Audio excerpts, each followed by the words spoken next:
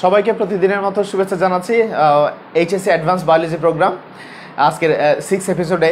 সবাই আমাদের সাউন্ড ঠিক আছে কিনা এবং আমার দেখা যাচ্ছে কিনা সব কিছু ঠিক আছে কিনা একটু চেক করে জানাবে সবাই। আমরা একটু চেক করে নিচ্ছি সব কিছু ঠিক আছে কিনা। থ্যাংক ইউ সবাইকে।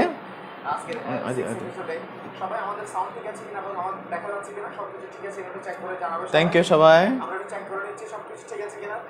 কেমন ওয়ালাইকুম আসসালাম। যারা সালাম দিচ্ছে সবাইকে ওয়ালাইকুম আসসালাম। আমি ভালো আছি, তোমাদের কি অবস্থা বলো সবার? লকডাউন আমাদের শুধু মুভমেন্টটা কিন্তু কী করা হচ্ছে, লক করা হচ্ছে, কিন্তু লাইফস্টাইলে কিন্তু কী করা হয় নাই, লক করা হয় নাই। সো সবাই তোমরাও আর লক হয়ে বসে থাকিও না। অনেক স্টুডেন্ট লক হয়ে বসে আছে। সো তাদেরকে বলবো তোমরা জেগে ওঠো, লাইফে আসো, ক্লাসে আসো, বন্ধু বান্ধব সবাইকে নিয়ে চলে আসো। সো দেখি আমাদের সাথে কারা কারা আছে। থ্যাংক ইউ সবাইকে, যারা আসছে সবাইকে ধন্যবাদ। আমি একটু চেক করে নিচ্ছি সব ঠিক আছে কিনা। থ্যাংক ইউ সবাইকে। সবাই একটু চলে আসবে আজকে আমাদের। ওয়ালাইকুম আসসালাম স্যার, কেমন? ওয়ালাইকুম আসসালাম। যারা সালাম দিচ্ছে সবাইকে বলতেছে ওয়ালাইকুম আসসালাম। ওয়ালাইকুম আসসালাম সাদিয়া, সাবিহা, রেজাল করিম, ওয়ালাইকুম আসসালাম। সুবাই ইবনাথ, ওয়ালাইকুম আসসালাম। সবাইকে ওয়ালাইকুম আসসালাম। ঠিক আছে, এই আর কি। থ্যাংক ইউ সবাইকে। সাউন্ড ঠিক আছে কিনা একটু জানাবা এবং ভিডিও ঠিক আছে কিনা জানাবা সবাই। Thank you. ওবায়দুল্লাহ মোহাম্মদ সবাই চলে আসো বন্ধু বান্ধব নিয়ে সবাইকে। আমরা খুব আর 30 সেকেন্ডের মধ্যে আমরা আমাদের পড়া শুরু করে দিব।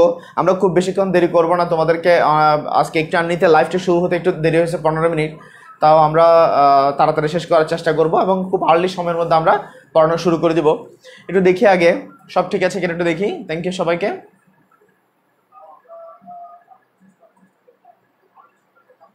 ওয়ালাইকুম আসসালাম ভাইয়া, সুন্দর লাগতেছে। মেহেদি হাসান, আমি তো আগে থেকে সুন্দর। আমরা কি মিথ্যা কথা বলতেছি? আচ্ছা, মেহেদি হাসান তুমিও অনেক বেশি কি বলবো, কিউটের দলা তুমি। ঠিক আছে, থ্যাংক ইউ। আচ্ছা, সবাইকে একটু চলে আসতে বলো। বন্ধু বান্ধব যারা ক্লাস করতে চায় সবাইকে একটু বলে দাও। আমরা 10 থেকে 20 সেকেন্ডের মধ্যে আমরা আমাদের ক্লাসগুলো শুরু করে দিব। তোমরা জানো আজকে আমাদের হচ্ছে এইচএসসি 23 অ্যাডভান্সের এটা হচ্ছে 6 এপিসোড, অর্থাৎ 6 নম্বর ক্লাস। সবাই অবশ্যই বই খাতা নিয়ে, বই লাগবে না, খাতাটা নিয়ে বসবে সবাই। অবশ্যই কলম নিয়ে মনোযোগ সহকারে লিখবা। লাইভের মাঝখানে যদি কোনো একটা আমি স্কেপ করে যাই বা কোনো কিছু তুমি লিখতে না পারো, সেক্ষেত্রে তুমি তোমার মতো নোট করে যাবা। যে অংশটা তুমি নোট করতে পারো নাই, বুঝতে পারো না, সেটা লাইভটা শেষ করে আবার দেখে নিবা। ঠিক আছে? আচ্ছা, থ্যাংক ইউ সবাইকে। যারা আসছো সবাইকে অসংখ্য ধন্যবাদ। আমি আমার লাইভ ক্লাসটা শুরু করে দিচ্ছি। আজকে আমাদের এইচএসসি 23 অ্যাডভান্স প্রোগ্রামের 6 এপিসোডের ক্লাসে শুভেচ্ছা জানাচ্ছি। অ্যাজ ইউজুয়াল আমাদের এমিকাস ঘরে ঘরে হাসপাতাল, এটি কি এটা আমি তোমাদেরকে প্রায় প্রতিদিনে বলছি। এমিকাস হচ্ছে একটি মোবাইল অ্যাপস। এটা প্লে স্টোর থেকে তোমরা ডাউনলোড করে নেবে, ইনস্টল করে নেবে।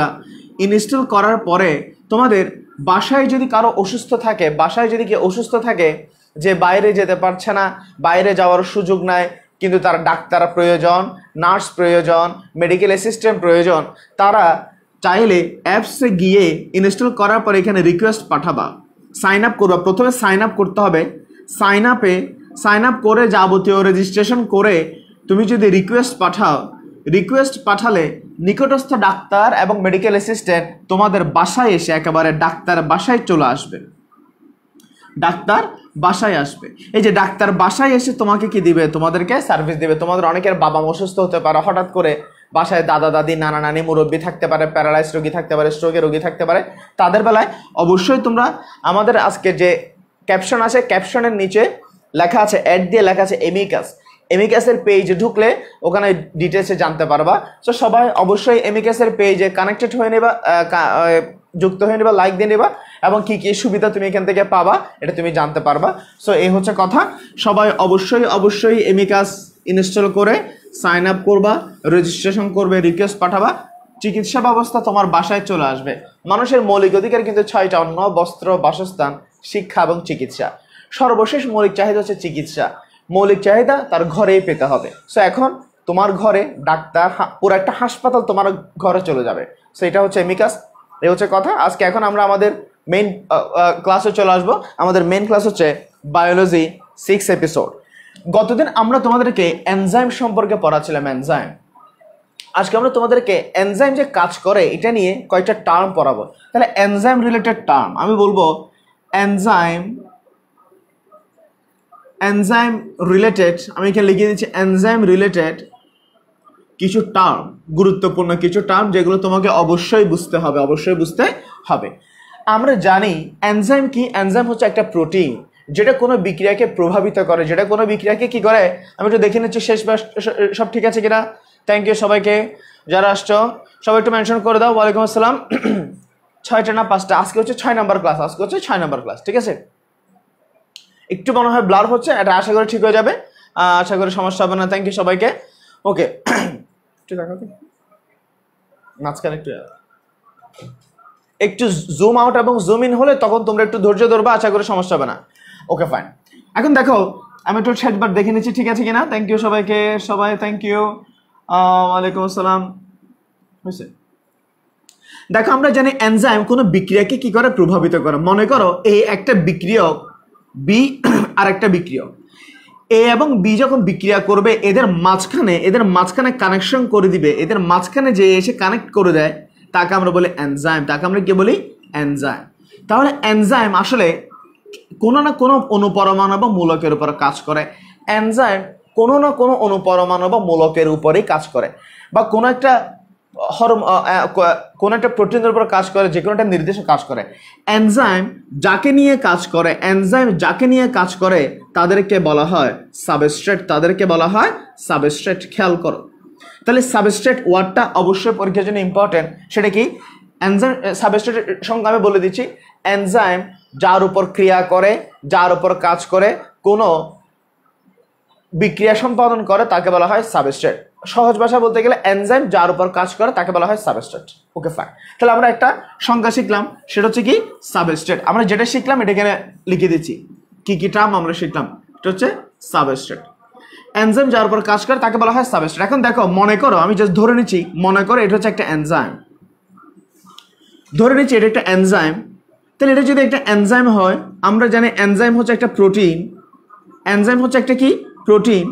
আচ্ছা বলো তো এনজাইম বা প্রোটিনের গাঠনিক একক কি হবে? গাঠনিক একক হচ্ছে অ্যামাইনো অ্যাসিড, গাঠনিক একক হচ্ছে অ্যামাইনো অ্যাসিড। আমি একটু দেখে নিচ্ছি সব ঠিক আছে কিনা। তাহলে দেখো এটা হচ্ছে একটা এনজাইম, এনজাইম হচ্ছে আসলে একটা প্রোটিন, প্রোটিনের গাঠনিক এককের নাম হচ্ছে অ্যামাইনো অ্যাসিড। আমরা আমাদের প্রিভিয়াস লেকচারগুলোতে অ্যামাইনো অ্যাসিড সম্পর্কে বিস্তারিত পড়াইছি তোমাদেরকে। এনজাইম হচ্ছে একটা অ্যামাইনো অ্যাসিড। আচ্ছা এনজাইম, মনে করো আমার হাত হচ্ছে একটা এনজাইম, আমার হাত হচ্ছে একটা এনজাইম, আর এই কলমটা হচ্ছে একটা সাবস্ট্রেট। আমার এনজাইমটা কলমকে ধরে কোনো একটা কাজ করবে, তাহলে আমার হাত হচ্ছে একটা এনজাইম আর এই মার্কারটা বা কলমটা হচ্ছে একটা সাবস্ট্রেট, অর্থাৎ যার উপর কাজ করবে। কথা হচ্ছে কাজ করতে হলে এনজাইমকে সাবস্ট্রেটকে ধরতে হয়, সংযুক্ত হতে হয়। তাহলে দেখো মনে করো আমার হাত হচ্ছে একটা এনজাইম বলছি, তাহলে আমার হাতের প্রত্যেকটা আঙ্গুল হচ্ছে এক একটা অ্যামাইনো অ্যাসিড। খেয়াল করো তাহলে এগুলো সবগুলো হচ্ছে এক একটা, আমার আঙ্গুলগুলো হচ্ছে এক একটা অ্যামাইনো অ্যাসিড। অনেকগুলো অ্যামাইনো অ্যাসিড মিলে কি গঠন করছে? একটা হাত গঠন করছে। এই এনজাইম যখন কোনো সাবস্ট্রেটকে ধরতে যাবে তখন অ্যামাইনো অ্যাসিড সমূহ নিজেদের মধ্যে একটা পরিবর্তন করে, অ্যামাইনো অ্যাসিড সমূহ নিজেদের মধ্যে কি করে পরিবর্তন করে। তাহলে এটা যদি এনজাইম হয়, আমি ধরে নিচ্ছি এটা হচ্ছে সাবস্ট্রেট, এটা হচ্ছে কি সাবস্ট্রেট। তাহলে দেখো এটা হচ্ছে এনজাইম আর এটা হচ্ছে সাবস্ট্রেট। কত হচ্ছে সাবস্ট্রেটকে যখন কাছে আসবে এনজাইম তাকে ধরার জন্য একটা নির্দিষ্ট অ্যামাইনো অ্যাসিড একটা নির্দিষ্ট পরিবর্তন করে। তাহলে সাবস্ট্রেটের গঠন যেরকম এনজাইমের মধ্যে সেরকম একটা জায়গা তৈরি হয়, তাহলে দেখো এনজাইমের গঠন কিন্তু আগের মতো না, এখন সে পরিবর্তন করছে। এই পরিবর্তন কেন করছে? সাবস্ট্রেটকে ধরার জন্য। আচ্ছা এই যে এরকম করে ভাঁজ হয়ে গেছে, যদি সাবস্ট্রেটের আকার যদি এরকম হতো তখন কিন্তু সে আর এভাবে পরিবর্তন হতো না, সে তখন পরিবর্তিত হতো ঠিক এভাবে। যদি সাবস্ট্রেট যদি এরকম হয় তখন কিন্তু এনজাইমের পরিবর্তন হবে এভাবে। অর্থাৎ সাবস্ট্রেট যেরকম, এনজাইম তার একটা জায়গার মধ্যে ওরকম একটা জায়গা তৈরি করবে তাকে ধরার জন্য, যাতে ম্যাচ হতে পারে। এই যে সাবস্ট্রেটের গঠন যেরকম, সেই গঠনের মতো অনুরূপ আরেকটি স্ট্রাকচার যে এনজাইম তার নিজের মধ্যে তৈরি করে এই জায়গাটাকে বলা হয় অ্যাক্টিভ সাইট। এই জায়গাটাকে বলা হয় অ্যাক্টিভ সাইট বা সক্রিয় স্থান।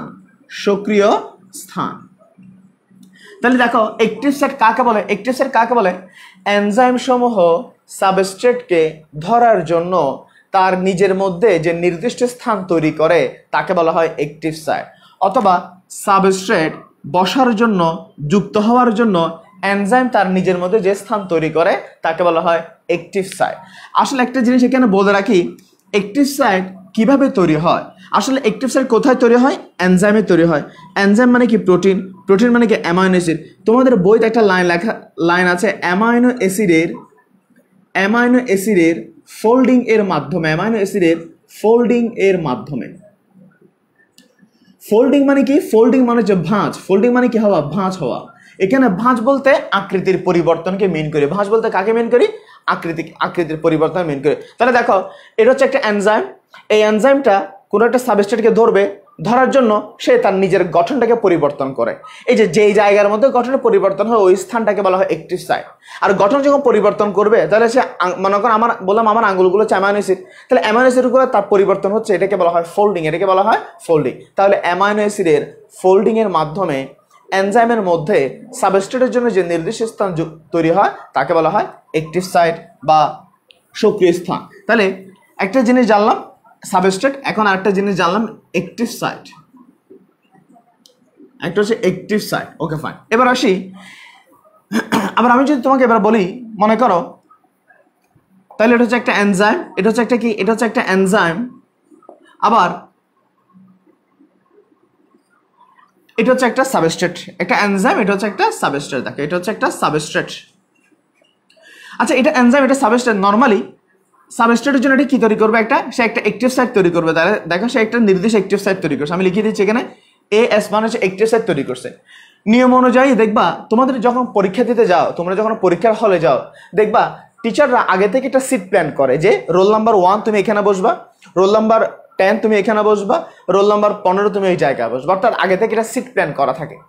টিচার তোমার মতো, সে তার টিচার একটা নির্দিষ্ট প্ল্যান অনুযায়ী একটা সিট প্ল্যান তৈরি করছে। কিন্তু দেখা যাচ্ছে তুমি, তোমার জন্য যেখানে বসতে বলছে, দেখা যাচ্ছে ওই জায়গায় বসলে তুমি দেখা দেখি করতে পারবে না। তুমি কি করলে? তোমার বন্ধু যেখানে আছে ওই জায়গায় গিয়ে বসে পড়লা। দেখো, যদি ওরকম হয় তাহলে দেখো এনজাইম কি করছে? সাবস্ট্রেটের জন্য জায়গা করছে এখানে, যে তুমি এখানেই বসতে হবে তোমাকে। বাট এই ব্যাটা কি করছে? এই সাবস্ট্রেটকে কি করছে? সে এসে এই জায়গার মধ্যে বসানো শুরু করছে। সে এই জায়গার মধ্যে বসা শুরু করে দিল। যদি এরকম হয় যে নির্দিষ্ট, এটা হচ্ছে তার জন্য নির্দিষ্ট অ্যাক্টিভ সাইট, নির্দিষ্ট অ্যাক্টিভ সাইটে না বসে সাবস্ট্রেট যদি এনজাইমের অন্য কোনো স্থানে বসে যায়, তখন এটাকে বলা হয় অ্যালোস্টেরিক সাইট। Allosteric site. আমি একটু দেখে নিচ্ছি সব ঠিক আছে কিনা, একটু চেক করে নিচ্ছি। সবাইকে একটু, সবাই থ্যাংক ইউ সবাইকে। ওয়ালাইকুম আসসালাম। ওয়ালাইকুম আসসালাম। তাহলে দেখো, অ্যালোস্টেরিক সাইট কাকে বলে? সাবস্ট্রেট নির্দিষ্ট অ্যাক্টিভ সাইট ছাড়া যদি অন্য কোনো জায়গায় বসে, ওই জায়গাটা তখন বলা হয় অ্যালোস্টেরিক সাইট। অর্থাৎ তোমার জন্য একটা জায়গা আমি বরাদ্দ করছি যে তোমাকে এখানেই বসতে হবে, তুমি কি করলা? ওখানে না বসে আরেক জায়গায় গিয়ে বসে গেছো। এটাকে বলা হয় অ্যালোস্টেরিক সাইট। Allosteric site. তাহলে একটা হচ্ছে সাবস্ট্রেট জানলাম, একটা জানলাম অ্যাক্টিভ সাইট, একটা জানলাম অ্যালোস্টেরিক সাইট। এবার আসো, এই ব্যাপারগুলো কি বুঝতে পারতেছো তোমরা? এই যে তিনটা বললাম, এই তিনটা কি কারো কোনো কনফিউশন আছে? যদি কনফিউশন থাকে আমাকে একটু জানাবা, আমি আবার বলবো, সমস্যা নেই। থ্যাংক ইউ সবাইকে। কোনো কারণের জন্য ক্লাস টেস্ট করতে পারেন ইনশাআল্লাহ। থ্যাংক ইউ সবাইকে, যারা আসছে সবাইকে thank you. Substrate, active site এবং অ্যালোস্টেরিক সাইট নিয়ে কারো কোনো প্রশ্ন আছে কিনা আমাকে একটু জানাবা। আচ্ছা, এবার আসি, মনে করো এটা হচ্ছে একটা এনজাইম, এটা হচ্ছে কি? একটা এনজাইম। তাহলে এটা হচ্ছে একটা এনজাইম, আর এটা হচ্ছে একটা সাবস্ট্রেট। এটা একটা কি? সাবস্ট্রেট। এটা হচ্ছে একটা সাবস্ট্রেট। দেখো, আমরা নর্মালি সাবস্ট্রেটের গঠন যেরকম এনজাইমের মধ্যে অ্যাক্টিভ সাইট তৈরি হবে সেরকম, সাবস্ট্রেটের গঠন যেরকম এনজাইমের মধ্যে অ্যাক্টিভ সাইট সৃষ্টি হবে সেম। তাহলে নর্মালি এই সাবস্ট্রেটের গঠনের জন্য আমি যদি দেখো, এই সাবস্ট্রেটের জন্য এখানে অ্যাক্টিভ সাইট হওয়া উচিত ছিল এরকম একটা অ্যাক্টিভ সাইট হওয়া উচিত। তাহলে এখানে এই এনজাইমের মধ্যে অ্যাক্টিভ সাইট হওয়া উচিত এরকম। কিন্তু মনে করো এখানে অ্যাক্টিভ সাইট হয়ে গেছে, মনে করো এখানে অ্যাক্টিভ সাইট হয়ে গেছে এইরকম। দেখো, খেয়াল করো, আমরা আগে থেকে জানি সাবস্ট্রেটের গঠন যেরকম অ্যাক্টিভ সাইটের গঠন হবে সেরকম। কিন্তু এখানে দেখা যাচ্ছে সাবস্ট্রেট হচ্ছে 3 কোণা, কিন্তু অ্যাক্টিভ সাইট হচ্ছে 4 কোণা। আচ্ছা, এখানে কি ঠিক মতো ম্যাচ হবে? এটা কি ফিটিংটা কি ঠিক মতো হবে? তোমরা বলো, এখানে কি ফিটিংটা ঠিক মতো হবে? ফিটিংটা ঠিক মতো হবে না। তখন এই ব্যাটা এখানে আসবে, এসে সে দেখবে এরকম একটা জায়গার মধ্যে পড়ে গেছে। দেখা যাচ্ছে এখানে ফিট হচ্ছে না, এখানে তার ম্যাচ হচ্ছে না, সে বলবে কিরে ভাই আমি তো কি পাচ্ছি না, এখানে শান্তি পাচ্ছি না। তখন এই এনজাইম তখন কি করে, সে আবার নিজেকে পরিবর্তন করে। তাহলে একবার সে পরিবর্তন করছে এরকম, সে তখন আবারও নিজের মধ্যে আবার একটা এরকম করে পরিবর্তন করে ফেলে। জিনিসটা একটা উদাহরণ দিচ্ছে, মনে করো ঈদে, কোরবানে বা বিভিন্ন অকেশন আমরা কি করি, কাপড় সেলাতে দিই। আমরা কি করি, কাপড় সেলাতে দিই। মনে করো আমি একটা শার্ট দর্জিকে দিলাম যে ভাই আপনি আমার বডির মাপে একটা শার্ট সেলাই দেন। তো আমি তো শার্টটা কাপড়টা দিয়ে তাকে চলে আসি, মাপও দিলাম। দেখা যাচ্ছে এক সপ্তাহ পরে যখন ডেলিভারি নিতে আসছি, দেখা যাচ্ছে শার্টটা অনেক বড় হয়ে গেছে, আমার মাপের তুলনায় শার্টটা অনেক বড়, অথবা মাপের তুলনায় আমার ড্রেসটা একদম টাইট হয়ে গেছে। আচ্ছা, যখন যদি এরকম হয়, মনে করো আমার মাপের তুলনায় শার্টটা অনেক বড় হয়ে গেছে, আমরা কি করি, দোকানদারের সাথে প্রথমে আমরা কি করি, ঝগড়া করি। আমরা দোকানদারের সাথে কি করি, ঝগড়া করি, মারামারি করি। এরপরে কি করি, আচ্ছা ভাই যা হয়েছে হয়েছে, এবার কি করেন, এটাকে ঠিক করে দেন। অর্থাৎ সাইজটাকে আবার মডিফাই করা, আবার কি করা হয়, মডিফাই করা হয়। এই যে দেখো, সাবস্ট্রেটের গঠন ছিল এরকম, তার মধ্যে একটি সেট হওয়ার কথা ছিল এভাবে, তাহলে ম্যাচ হতো। কিন্তু দেখা যাচ্ছে সে একটি সেট তৈরি করছে কিভাবে, আরেকভাবে তৈরি করছে। যখন ম্যাচ হচ্ছে না, যখন ফিটিং হচ্ছে না, তখন সে নিজেকে আবারও পরিবর্তন করে। এই যে আবারও পরিবর্তন করে যখন তার গঠনটা ঠিক করে নেয়, এটাকে বলা হয় ইনডিউসড ফিটিং। এটাকে বলা হয় ইনডিউসড ফিটিং। অর্থাৎ সাবস্ট্রেটের সংযুক্তির জন্য, আমি লিখে দিচ্ছি এখানে, সাবস্ট্রেট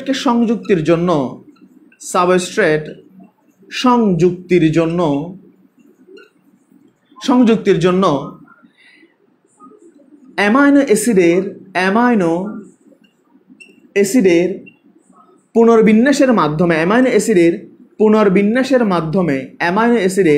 পুনর্বিন্যাসের মাধ্যমে অ্যাক্টিভ সাইট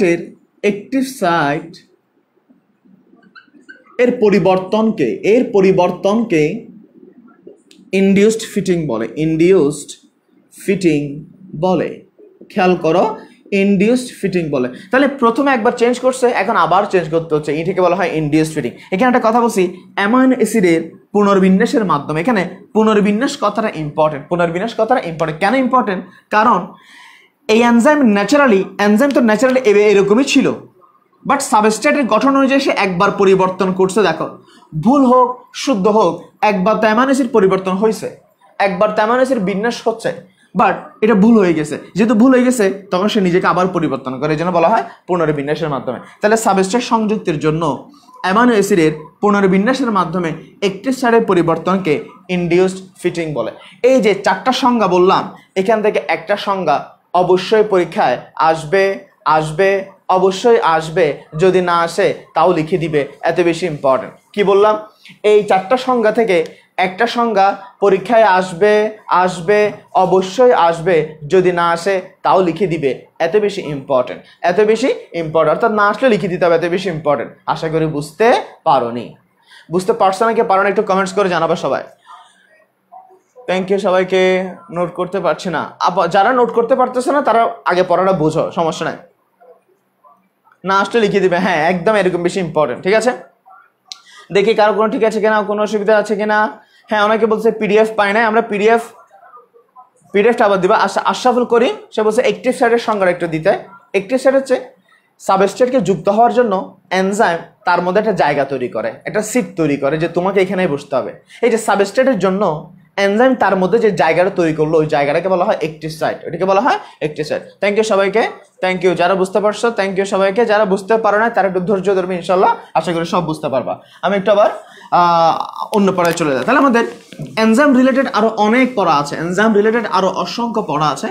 আমরা এবার একটা নতুন একটা টার্ম শুরু করবো, সেটা হচ্ছে লিপিড। খুবই গুরুত্বপূর্ণ একটা টপিক শুরু করবো, সেটা হচ্ছে লিপিড। দেখো, লিপিড কি, লিপিড কাকে বলে, লিপিড কিরকম, লিপিড নিয়ে অনেক কথা আছে। এই কিছু কথা, যেমন এনজাইম নিয়ে কিছু কথা আমরা জুম ক্লাসে পড়াবো। আমরা তোমাদেরকে আগামীকালকে অথবা আগামী পরশু একটা জুম ক্লাস দিব তোমাদেরকে। সবাই বারবার করে বলে দিচ্ছি, গত সপ্তাহে আমরা একটা জুম ক্লাস নিছি, প্রবলেম সলভিং ক্লাস। আর একটা জুম ক্লাস হবে কালকে অথবা আগামী পরশু, আমি তোমাদেরকে বলে দিব। দেখো, জুম ক্লাস সবাইকে অবশ্যই অ্যাটেন্ড করতে হবে। কেন অ্যাটেন্ড করবা? আমরা তোমাকে যে লাইভ ক্লাসগুলো করাচ্ছি, এই লাইভ ক্লাসে সরাসরি তোমাদের সাথে ইন্টারাকশন হচ্ছে না, যার কারণে কিছু কিছু জায়গায় তোমাদের হয়তো কোনো কোনো কনফিউশন থাকতেও পারে। যদি কারো কোনো কনফিউশন থাকে, কোনো প্রবলেম থাকে, সেই প্রবলেমগুলো আমরা সলভ করে দিব কোথায়? আমাদের জুম ক্লাসে। এবং জুম ক্লাসে আমরা স্পেসিফিক এই অধ্যায় থেকে কি কি সিকিউ আসবে, কি কি এমসিকিউ আসবে, সেগুলো তোমাদেরকে দিয়ে দিব, পিডিএফ সহ দিয়ে দিব। গত জুম ক্লাসে আমরা জাস্ট পিডিএফটা দেখাইছিলাম, কিন্তু ওরকম কিছু পড়ায় নাই, কারণ প্রথম ক্লাস ওই হিসেবে আমরা তেমন কিছু পড়াই নাই। বাট আগামী জুম ক্লাস আমরা যা যা পড়াই সেখান থেকে কি কি সিকিউ আসবে, কি কি এমসিকিউ আসবে, কোন লাইনগুলো তুমি হাইলাইট করে পড়বা, সবগুলো তোমাদেরকে বলে দিব। সো জুম ক্লাসে সবাই অবশ্যই কি করবা? অ্যাটেন্ড করবা। ওকে ফাইন, আমরা আবার শুরু করি। লিপিড। লিপিড কি? লিপিডের অনেকগুলো পয়েন্ট আছে, অনেকগুলো সংখ্যার মধ্যে অনেকগুলো কথা আছে। তাহলে দেখো আবার লিপিডের সংখ্যা বলতে কি আমি শুধু একটা লাইন বলবো, সেটা হচ্ছে লিপিডের বৈশিষ্ট্য বা সংখ্যা বলার জন্য আমি একটা লাইন বলবো, সেটা হচ্ছে ফ্যাটি অ্যাসিডের, খেয়াল করো, ফ্যাটি অ্যাসিডের লাইভের ভিউ কমতে পারবে না, ফ্যাটি অ্যাসিডের গ্লিসারল এস্টার, ফ্যাটি অ্যাসিডের গ্লিসারল এস্টার, খেয়াল করো। তাহলে লিপিডের বৈশিষ্ট্য বা একটু ব্লার হচ্ছে মনে হচ্ছে, দেখেন। থ্যাংক ইউ সবাইকে। আমরা গান শুনতে অ্যাটেন্ড করবো অবশ্যই। হ্যাঁ, জুমে গান হয়, নাচ হয়, হ্যাঁ অনেক কিছু হয়, ঠিক আছে, শুধু ভিডিওটা হয় না। থ্যাংক ইউ সবাইকে। যদি একটু দেখতে যদি অসুবিধা হয় আমাদের একটু জানাবা সবাই, এবং বন্ধু বান্ধব যারা আছে লাইভ থেকে যেতে দিবা না, লাইভ থেকে গেলে জরিমানা করা হবে। থ্যাংক ইউ সবাইকে।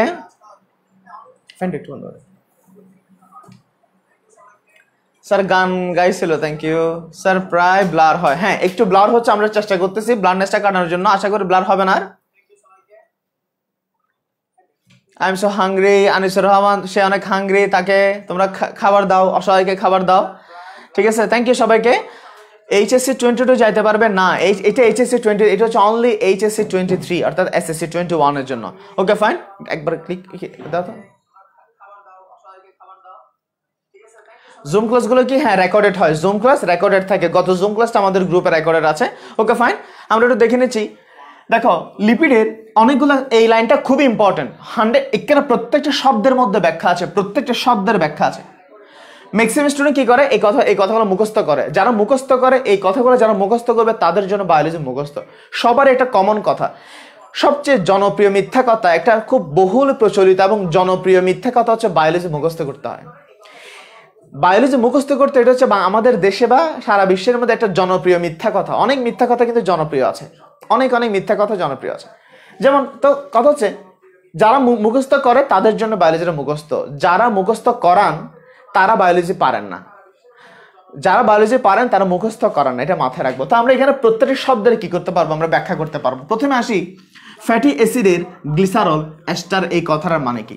দেখো ফ্যাটি কথাটা আসছে এলিফেটিক থেকে, ফ্যাটি কথাটা আসছে এলিফেটিক থেকে। এলিফেটিক মানে কি? এলিফেটিক মানে হচ্ছে মুক্ত কার্বন শিকল, মুক্ত কার্বন শিকল। এলিফেটিক কথাটা আসে, ফ্যাটি কথাটা আসে এলিফেটিক থেকে। এলিফেটিক মানে হচ্ছে কি? একটু ব্লার হচ্ছে মনে হচ্ছে, আশা করি ঠিক হবে ইনশাল্লাহ। আচ্ছা, এলিফেটিক মানে কি? এলিফেটিক মানে হচ্ছে মুক্ত কার্বন শিকল। আচ্ছা, অ্যাসিড মানে কি? অ্যাসিড মানে হচ্ছে এখানে কি থাকবে? COOH এর মূলক থাকবে, COOH এর একটা মূলক থাকবে। ওকে ফাইন। এবার আসো গ্লিসারল। গ্লিসারল মানে কি? গ্লিসারল ওয়ার্ডটাকে ভেঙে দেখলে আমরা দুইটা ওয়ার্ড পাবো, একটা হচ্ছে গ্লিস, একটা হচ্ছে অল। একটা হচ্ছে গ্লিস, দেখো গ্লিসারল ওয়ার্ডটাকে ভেঙে দেখলে দুইটা ওয়ার্ড পাবো, একটা হচ্ছে গ্লিস, একটা হচ্ছে অল। আচ্ছা, গ্লিস মানে কি?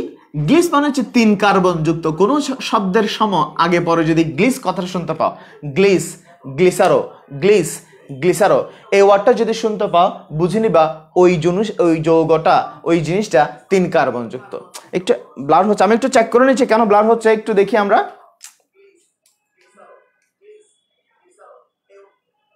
আমি একটু চেক করে নিচ্ছি সব ঠিক আছে কিনা। থ্যাংক ইউ সবাইকে, তোমরা কানেক্টেড থাকো, তোমরা বেশি বেশি মেনশন করো, শেয়ার করো।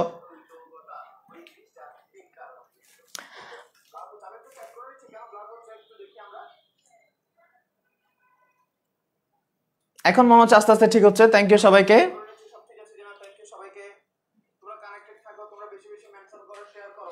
আচ্ছা, এবার আসো অল মানে কি? অল মানে হচ্ছে অ্যালকোহল। অল মানে কি? অল মানে হচ্ছে অ্যালকোহল। আর অ্যালকোহল মানে বলতে আমরা কি বুঝি, OH মূলককে বুঝি, OH মূলককে বুঝি। ওকে ফাইন। এবার আসি এস্টার মানে কি। এস্টার, এই যে এস্টার, এই কথাটা ইম্পর্টেন্ট। এই যে এস্টার বললাম অনেক স্টুডেন্ট আছে নিজেকে একটু শো অফ করার জন্য এমনি দেখবা সারা বছর তার উচ্চারণের ঠিক নাই, এখানে গেছে যাচ্ছে গা হাসছে গা হ্যাঁ হ্যাঁ করে আমরা হাসতেছি, হ্যাঁ অনেকের কি উচ্চারণ ঠিক নাই। অনেকে দেখবা উচ্চারণ করার সময় হ্যাঁ চলে গেছে, ফানি, ফরব, হ্যাঁ আজকে ক্লাস হবে স্যার, এই ধরনের কথাবার্তা বলছে। কিন্তু তাকে যখন বলা হয়, মনে করো তাকে বলা যে এই তুমি বলো যে পানি বলো, বলে যে ফানি, যদি বলছে চলে গেছে বলো যে চলে গেছে। কিন্তু তাকে যখন তুমি এটা দিবা যে এটা পড়ো তো, তুমি এটা হচ্ছে উচ্চারণ হচ্ছে কি স্টার, উচ্চারণ হচ্ছে কি স্টার, কিন্তু পোলাপাইন ওভার স্মার্ট দেখানোর জন্য বলছে এটা কি স্টার, এটা কি রে স্টার। এটা অনেকে বলে যে এটা কি স্টার। আচ্ছা বলো তো ভাই, এটা কি আসলে স্টার নাকি স্টার? যে পোলাপাইন সারা বছর কোনো শুদ্ধ উচ্চারণ করে নাই, সে যখন এটা দেয় তাই বলছে star, I am star, superstar. এই যে স্টার মানে হচ্ছে নায়ক, অভিনেতা, অনেক বড় কিছুকে মিন করে আমরা আইকন। বাট এটা আসলে স্টার না, এটা হচ্ছে স্টার। এটার উচ্চারণ কি হবে? স্টার। এই ওয়ার্ডটা সবাই লেখো তো একবার, কমেন্টের মধ্যে একবার লেখো, একবার করে লেখো স্টার, লেখো স্টার। থ্যাংক ইউ সবাইকে, থ্যাংক ইউ সবাইকে। এটা হচ্ছে star, it's not star. So এবার আসি স্টার মানে কি। স্টার মানে হচ্ছে আমি তোমাকে বোঝাই বিপরীতধর্মী কোনো উপাদান, বিপরীতধর্মী কোনো যৌগ যখন পরস্পরের সাথে বিক্রিয়া করে একটা নতুন যৌগ তৈরি করে তাকে বলা হবে স্টার। বিপরীতধর্মী কোনো যৌগ যখন নিজেদের মধ্যে বিক্রিয়া করে নতুন কোনো পরমাণু বা নতুন কোনো যৌগ বা নতুন কোনো মূলক তৈরি করে তাকে বলা হয় স্টার। এমনি যদিও উদাহরণটা যাচ্ছে না, তারপরে বলি, যেমন আমাদের বাবা, আমাদের মা, বাবা এবং মায়ের মাধ্যমে আমরা একটা নতুন একটা প্রোডাক্ট আসছে, এই যে নতুন যে আসে তাকে বলা হয় স্টার। তাহলে কেমিস্ট্রিতে ভিন্ন ধর্মী কার্যকরী মূলক যুক্ত একাধিক যৌগের বিক্রিয়ার মাধ্যমে যে নতুন যৌগ আসে তাকে বলা হবে স্টার। তাহলে স্টার মানে হচ্ছে আসলে কি বললাম, একটা নতুন পদার্থ, একটা নতুন পদার্থ। আচ্ছা ওকে ফাইন। কেন নতুন পদার্থ বলবো একটু আমি পরে বোঝাচ্ছি, কেন নতুন পদার্থ এটা আমি পরে বোঝাচ্ছি। তাহলে এখানে কেন নতুন পদার্থ এই কথাটা পরে বলবো। তাহলে আসো লিপিডের হচ্ছে ফ্যাটি অ্যাসিডের গ্লিসারল এস্টার। ফ্যাটি মানে এলিফ্যাটিক, এলিফ্যাটিক মানে মুক্ত শিকল, মুক্ত শিকল বলতে কার্বন শিকল, কার্বন শিকল বলতে এখানে যেমন মনে করো আমি এখানে দিচ্ছি 4টা কার্বনের শিকল, এটা ধরে নিচ্ছে এটা 4টা কার্বনের শিকল। 4টা হতে পারে, 6টা হতে পারে, 7টা হতে পারে, এভাবে অসংখ্য কার্বনের শিকল হতে পারে, অসংখ্য কার্বনের শিকল হতে পারে। তাহলে এখানে আমি যে বললাম মুক্ত কার্বন শিকল, মুক্ত কার্বন বলতে এখানে কয়টা কার্বন থাকবে? 2টা, 3টা, 4টা, 5টা, 10টা, 20টা, 1000, 10,000, 20,000, 30,000, লক্ষ লক্ষ কার্বন এখানে থাকতে পারে। সো এখানে মুক্ত কার্বন শিকল বলতে অ্যাকচুয়ালি কয়টা কার্বন থাকবে আই ডোন্ট নো, কার্বন সংখ্যা কত হবে আই ডোন্ট নো, আমি জানি না। যেহেতু কার্বন শিকল কত হবে আমি জানি না, সেজন্য আমরা একে ধরে নিচ্ছি আর দ্বারা। আর মানে হচ্ছে কার্বন শিকল। এখানে আর মানে 10টা কার্বন থাকতে পারে, 15 কার্বন থাকতে পারে, 150 থাকতে পারে, 200, হোয়াট এভার, যে কোনো সংখ্যক কার্বন এখানে থাকতে পারে। এই কথাটা বারবার করে বলে দিচ্ছি কারণ কিছুক্ষণ পরে কিছু স্টুডেন্ট বলো স্যার আর মানে কি, স্যার আর মানে কি? আর মানে হচ্ছে দীর্ঘ কার্বন শিকল, সেটা অনেক বড় হতে পারে। Okay fine. তাহলে মুক্ত কার্বন শিকলের সাথে আমি যখন COOH যুক্ত করবো তাহলে এটা হচ্ছে ফ্যাটি দাগ, এই যে ফ্যাটি মানে হচ্ছে আর, ফ্যাটি মানে কি আর, অ্যাসিড মানে কি COOH, গ্লিসারল 3 কার্বন যুক্ত অ্যালকোহল বা গ্লিস 3টা OH। গ্লিস মানে হচ্ছে কোনো কিছু আমরা কি মিন করবো? 3 মিন করবো। গ্লিস মানে কি মিন করবো? 3 অ্যালকোহল আর এস্টার। দেখো এখানে ব্যাপারটা হবে এরকম। তাহলে এই জিনিসটা আমি একটু মুছে ফেলি, এই জিনিসটা আমি একটু মুছে ফেলি, এখানে এই জিনিসটা মুছে ফেলি। এখানে ফ্যাটির জায়গায় কি লিখবো আমরা? আর লিখবো। ফ্যাটির জায়গায় কি লিখবো? আর লিখবো। Okay fine. এটা মানে কি OH। Okay fine. তাহলে এবার আসো আমি যদি ফ্যাটি অ্যাসিড বলি, ফ্যাটি অ্যাসিড, ফ্যাটি মানে হচ্ছে আর মানে হচ্ছে ফ্যাটি, ফ্যাটি মূলকের সাথে আমি যখন COOH যুক্ত করে দিব তখন এটাকে বলা হয় ফ্যাটি অ্যাসিড, এটাকে বলা হয় ফ্যাটি অ্যাসিড। এই যে ফ্যাটি মানে এলিফ্যাটিক, কার্বন শিকল, H COOH, অ্যালকোহল, এটা হচ্ছে অ্যাসিড। ফ্যাটি অ্যাসিডের সাথে আমাকে গ্লিসারল অ্যাড করতে হবে। দেখো গ্লিসারল, গ্লিস মানে কি বলছিলাম? 3 কার্বন যুক্ত বা 3, কোনো কিছু 3 মিন করতে আমরা গ্লিস কথাটা মিন করি, গ্লিস কথাটা মিন করি। Okay fine. আচ্ছা এবার আসো OH, OH, OH, এটা হচ্ছে গ্লিসারল। এটা কি? এটা হচ্ছে গ্লিসারল। এবার আসো এটা কি? এটা হচ্ছে ফ্যাটি অ্যাসিড। এটা কি রে? এটা হচ্ছে ফ্যাটি অ্যাসিড। তাহলে এই কথাগুলো আমি কি তোমাকে মুখস্থ করাচ্ছি না বোঝাচ্ছি? একটু বলো তো ভাই, প্লিজ একটু বলো দেখি কারা কারা আছো। সবাই যারা যারা আছো তাদেরকে বলো। থ্যাংক ইউ সবাইকে। আচ্ছা, ফ্যাটিমূলক অ্যাসিড, অ্যাসিডমূলক, গ্লিসারল, এই যে তিনটা OH আছে, তিনটা কার্বন আছে, তিনটা OH আছে, তাহলে গ্লিসারল, গ্লিসঅল, তিনটা অ্যালকোহল আছে, তিনটা কি আছে? অ্যালকোহল আছে। এবার আসলে এদের মধ্যে বিক্রিয়া করাবো, এদের মধ্যে কি করাবো? বিক্রিয়া করাবো। একটা কথা আমাকে আনসার দাও তো, পারো আর না পারো আনসার দেওয়ার চেষ্টা করো। গত ক্লাসগুলো থেকে এইখানে যত বিক্রিয়া হবে এই বিক্রিয়াগুলোকে আমরা কি বিক্রিয়া বলি? এই বিক্রিয়াগুলোকে কি বিক্রিয়া বলি? ডিহাইড্রেশন বিক্রিয়া। কি বিক্রিয়া বলি? ডিহাইড্রেশন বিক্রিয়া। আবারও বলে দিচ্ছি, এখানে যত বিক্রিয়া হবে সবগুলো বিক্রিয়াকে আমরা কি বিক্রিয়া বলি? এদেরকে আমরা বলি ডিহাইড্রেশন বিক্রিয়া। ডিহাইড্রেশন বিক্রিয়া। আচ্ছা, ডিহাইড্রেশন মানে কি? ডি মানে হচ্ছে ডিলিট, ডি মানে কি করা? ডি মানে হচ্ছে ডিলিট করা। হাইড্রেশন মানে হচ্ছে H2O, অর্থাৎ এখান থেকে পানিকে বাদ করে দিব। পানিকে কি করে দিব? বাদ করে। আমি আবারও বলে দিচ্ছি, এখানে যত বিক্রিয়া হবে সবগুলো বিক্রিয়াকে আমরা বলি ডিহাইড্রেশন বিক্রিয়া, অর্থাৎ এখান থেকে পানিকে ডিলিট করব। আচ্ছা, এবার আসো একটা জিনিস সমতা করি আমরা। এখানে OH কয়টা? তিনটা। এই এই এই চক্রের মধ্যে, এই যোগের মধ্যে কার্বন কয়টা? তিনটা। তাহলে আমি এখানে 3 করে দিই সমতা করার জন্য। তুমি না করলে সমস্যা নেই, এটা কেমিস্ট্রি না যে তোমাকে সমতা করতে হবে। দেখো, এগুলো হচ্ছে ডিহাইড্রেশন বিক্রিয়া। ডিহাইড্রেশন মানে কি? পানি চলে যাবে। পানি মানে কি? H এবং OH। দেখো এখানে তিনটা H আছে, তিনটা কি আছে? H আছে না? আবার এখানে তিনটা OH আছে। দেখো তিনটা OH, এই যে তিনটা OH আর তিনটা H এখান থেকে চলে যাবে। তিনটা H এবং তিনটা OH যদি চলে যায় তাহলে আমাদের যৌগের মধ্যে আর থাকে কি? দেখো এখানে কি থাকবে? আর C ডাবল ওটা থাকবে। দেখো আর C ডাবল ওটা থাকবে। আচ্ছা, আর C ডাবল কয়টা আছে? আর C ডাবল কয়টা আছে বলো তো? তাহলে এরকম তিনটা আর C ডাবল আছে, আর এখানে CH2 আছে। একটা জিনিস খেয়াল করি আমরা, যদি OH গুলোকে বাদ দিই তাহলে আর C ডাবল H থেকে হাইড্রোজেন চলে যাবে, আর এখান থেকে OH গুলো চলে যাবে। H এবং OH যদি চলে যায় তাহলে পানি চলে যায়, পানি চলে যাবে, 3 অণু পানি এখান থেকে চলে যাবে। বাকি কারা থাকে দেখি? বাকি কারা থাকে দেখি? এই যে CH2 আছে, CH আছে, CH2 এখানে আছে। দেখো তাহলে এখানে তো OH গুলো তো চলেই গেছে, এই OH গুলো তো চলেই গেছে, H তো চলে গেছে, বাকি আছে কি? তিনটা আর C ডাবল। তাহলে এখানে আমি লিখে দিলাম C double R, C double R, C double R.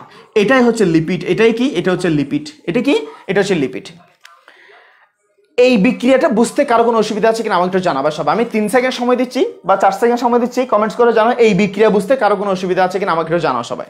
Thank you সবাইকে। একটু ব্লার হচ্ছে, আমি একটু চেক করে নিচ্ছি ব্লারনেসটা কেন।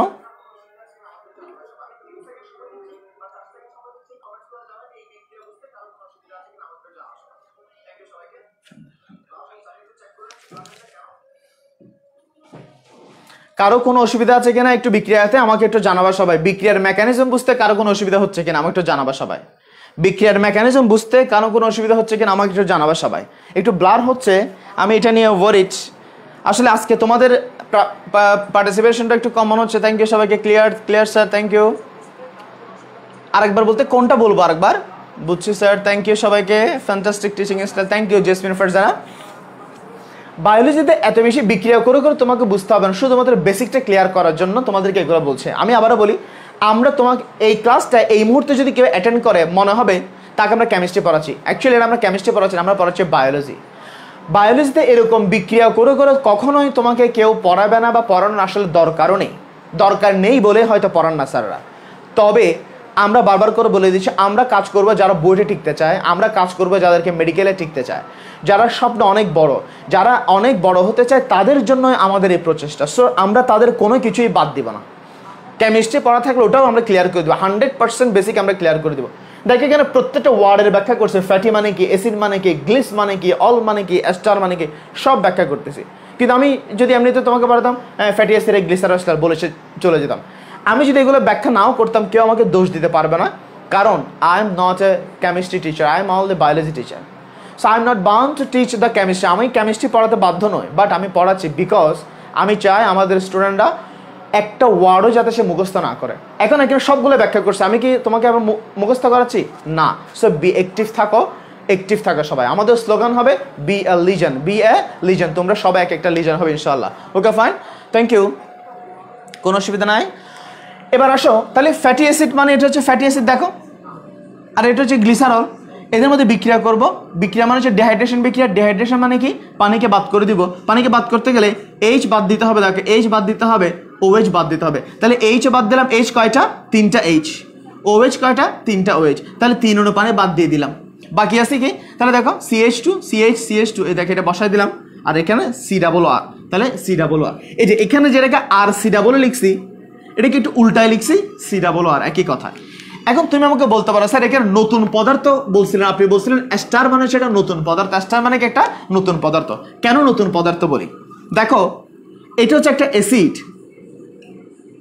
আর এটা হচ্ছে একটা অ্যালকোহল, গ্লিসারল। এটা কি? গ্লিসারল। দ্যাট মিনস এটা একটা অ্যালকোহল। আমরা যারা কেমিস্ট্রিতে 9-10 জৈব যৌগ পড়ে আসছি, কেমিস্ট্রিতে 9-10 যারা জৈব যৌগ পড়ে আসছে তারা জানি অ্যাসিড একটা নির্দিষ্ট গ্রুপ, অ্যালকোহল একটা নির্দিষ্ট গ্রুপ। এই গ্রুপের সাথে এই গ্রুপের কোনো মিল আছে? অ্যাসিড একটা গ্রুপ, অ্যালকোহল একটা গ্রুপ, বাট এদের দুজনের মিলনে, দুজনের বিক্রিয়াতে নতুন একটা যৌগ পাচ্ছি না আমরা। তাহলে ভিন্নধর্মী কার্যকরীমূলকযুক্ত দুটি যৌগ বিক্রিয়া করে একটা নতুন পদার্থ পেলাম। তাই লিপিড হচ্ছে একটা এস্টার। লিপিড হচ্ছে আসলে একটা কি? এস্টার। আমি তোমাকে প্রশ্ন করলাম লিপিড একটি এস্টার, ব্যাখ্যা করো। এই প্রশ্নটা তোমরা লিখে আমাকে হোমওয়ার্ক জমা দিবা। তবে এই হোমওয়ার্ক কোনোদিনও কোনো পরীক্ষায় আসবে না। আমি বলে দিচ্ছি, এই হোমওয়ার্ক কোনোদিনও কোনো পরীক্ষায় আসবে না। তারপরও আমি হোমওয়ার্কটা দিচ্ছি, তুমি হোমওয়ার্কটা করে আমাকে জমা দিবা। তাহলে লিপিড কেন একটি এস্টার ব্যাখ্যা করো, এটা তুমি 2 লাইন আনসারকে আমাকে দিয়ে দিবা। ঠিক আছে? এখানে দেখি সবকিছু। থ্যাংক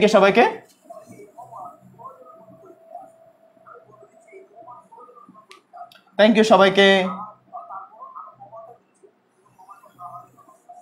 লিপিড কি একটা স্টার? হ্যাঁ, লিপিড একটা স্টার। ওকে ফাইন। এবার আসো আমরা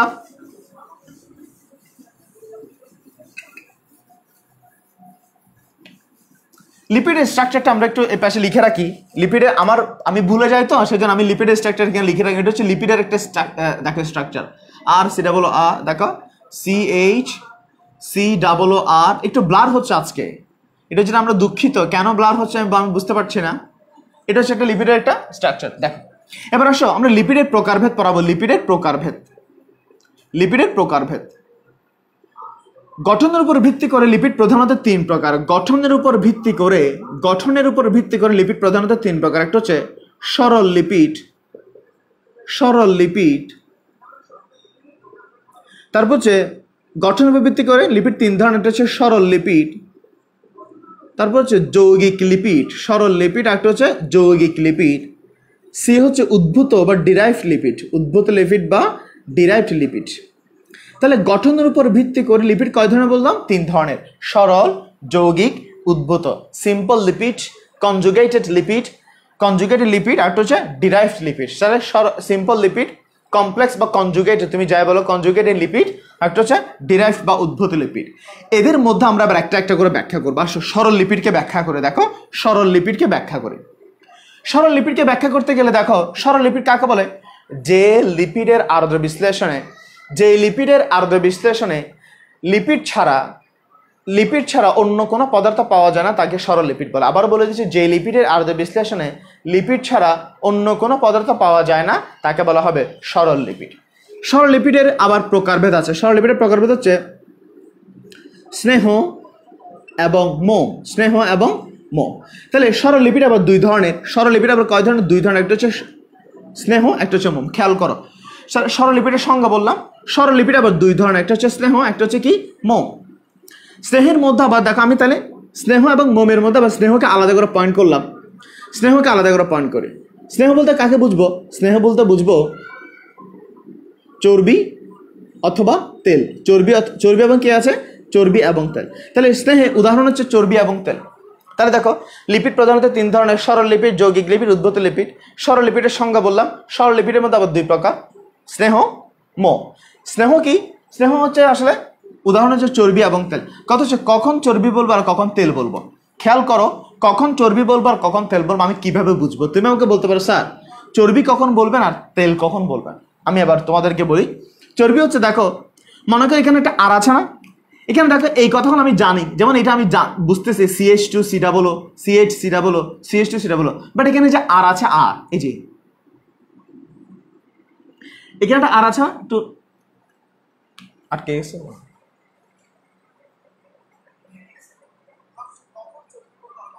মাঝখানে একটু ক্লিক করে দাও।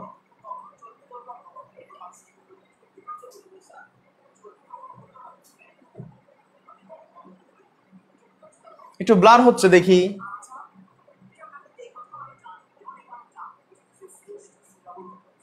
আজকে ভিউজ অনেক কম, হ্যাঁ ওই জন্য মনে হয় নেট মনে হয় রাগ করছে। আজকে ভিউজ অনেক অনেক কম, যার কারণে মনে হয় একটু ইয়ে হচ্ছে। এখন মনে ক্লিয়ার আছে, এখন ক্লিয়ার আছে। থ্যাংক ইউ সবাইকে, অল ক্লিয়ার, থ্যাংক ইউ সবাইকে, clear, okay fine, thank you, thank you.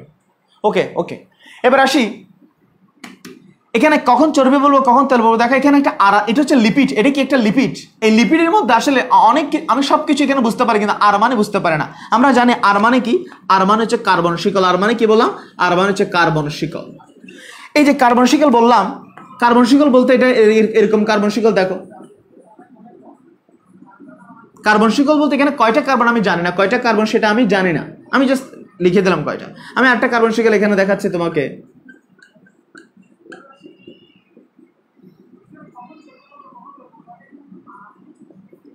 মনে করে এরকম করে দিতে পারি আমি, ঠিক আছে? অথবা আমি এরকম একটা দিতে পারি। বোর্ড একটু দেখা যাচ্ছে কিনা একটু আমাকে জানাবা সবাই, সবকিছু ঠিক আছে কিনা একটু জানাবা।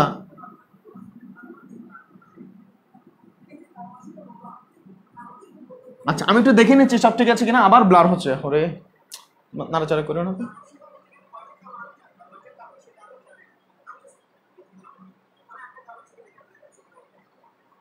থ্যাংক ইউ সবাইকে।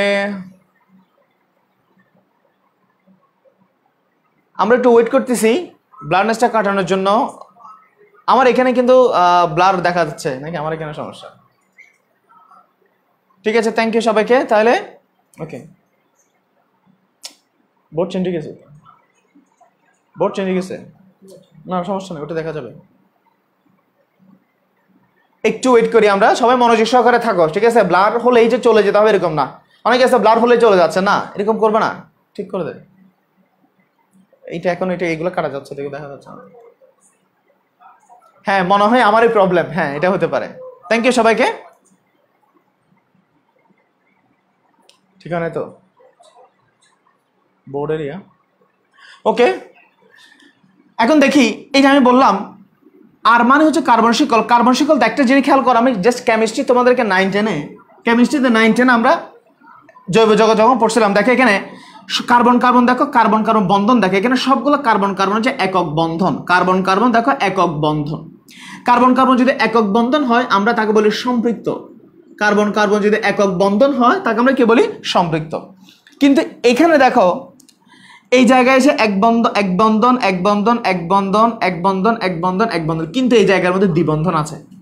আবার এখানে এক বন্ধন এক বন্ধন এক বন্ধন এক বন্ধন, এখানে আবার 3 বন্ধন আছে। এদেরকে আমরা বলি অসম্পৃক্ত। এদেরকে আমরা কি বলি? অসম্পৃক্ত। অসম্পৃক্ত। তাহলে দেখো আর মানে হচ্ছে কার্বন শিকল। কার্বন শিকল বলতে এগুলো এটা একটা কার্বন শিকল, এটাও একটা কার্বন শিকল, এটা একটা কার্বন শিকল, মোট 3টে কার্বন শিকল, যার মধ্যে প্রথমের মধ্যে সবগুলো কার্বন কার্বন হচ্ছে একক বন্ধন, মানে অ্যালকেন, মানে সম্পৃক্ত। আর এটাতে একটাতে দ্বিবন্ধন, একটাতে 3 বন্ধন। দ্বিবন্ধন থাকুক আর ত্রিবন্ধন থাকুক, অ্যালকিন হোক আর অ্যালকাইন হোক, আমরা তাদেরকে কি বলি? অসম্পৃক্ত। যদি কোনো লিপিড সম্পৃক্ত হয়, যদি কোনো লিপিড সম্পৃক্ত হয় তাকে বলা হয় চর্বি। যদি কোনো লিপিডের মধ্যে যে স্নেহ আছে সেই স্নেহ যদি সম্পৃক্ত হয়, আর যদি সম্পৃক্ত হয় তাকে বলা হয় চর্বি। আর যদি অসম্পৃক্ত হয় অর্থাৎ দ্বিবন্ধন বা ত্রিবন্ধন হয় তাকে বলা হয় তেল। তাকে কি বলা হয়? তেল। তাহলে লিপিডের মধ্যে স্নেহের মধ্যে যে আর আছে সেই আর যদি অ্যালকেন হয়, সম্পৃক্ত হয়, তাকে বলা হয় চর্বি। আর যদি অসম্পৃক্ত হয় তাকে বলা হয় তেল। Okay fine. কারো কোনো সমস্যা আছে কিনা? থ্যাংক ইউ সবাইকে, থ্যাংক ইউ। ওকে ফাইন, আমি এটা মুছে ফেলি। তাহলে সম্পৃক্ত এবং অসম্পৃক্ত মানে আমরা আশা করি বুঝতে পারবো। এবার আসি সরললিপিডের মধ্যে। আমরা বলছিলাম সরললিপিড 3 ধরনের, একটা হচ্ছে সরললিপিড 2 ধরনের, একটা হচ্ছে স্নেহ, একটা হচ্ছে মোম। স্নেহ একটা কি? মোম। স্নেহ আমরা ব্যাখ্যা করলাম, এবার আসো মোম। মোম বই, মোমটা একটু ডিফারেন্ট, টিপিক্যাল লিপিডের চেয়ে স্বাভাবিক লিপিডের চেয়ে একটু ডিফারেন্ট। মোমের সঙ্গে হচ্ছে এরকম ট্রাইহাইড্রিক, দেখো মনোহাইড্রিক, মনোহাইড্রিক অ্যালকোহল। আমি এটা একটু মুছে ফেলি। মনোহাইড্রিক অ্যালকোহলের ফ্যাটি অ্যাসিড এস্টার। মোমটা একটু ইম্পর্টেন্ট, ফ্যাটি মনোহাইড্রিক অ্যালকোহলের ফ্যাটি অ্যাসিড এস্টার। আবারও বলে দিচ্ছি, মোম কাকে বলে? মোম হচ্ছে মনোহাইড্রিক অ্যালকোহলের ফ্যাটি অ্যাসিড এস্টার। অন্যান্য লিপিডের তুলনায় এটা একটু ডিফারেন্ট। কেন ডিফারেন্ট বলে দিচ্ছি, আবার আসো একটা একটা করে ব্যাখ্যা করি। দেখো, মনো মানে কি? মনো মানে হচ্ছে এক। মনো মানে কি? এক। হাইড্রিক, হাইড্রিক মানে হাইড্রোক্সিল মূলক, হাইড্রিক মানে হচ্ছে হাইড্রোক্সিল মূলক। মনোহাইড্রিক অ্যালকোহল একই কথা, অ্যালকোহল মানে হচ্ছে OH মূলক, অ্যালকোহল মানে কি? OH মূলক। তাহলে মনোহাইড্রিক অ্যালকোহল অর্থাৎ একটা OH যুক্ত অ্যালকোহল, একটা OH যুক্ত অ্যালকোহল।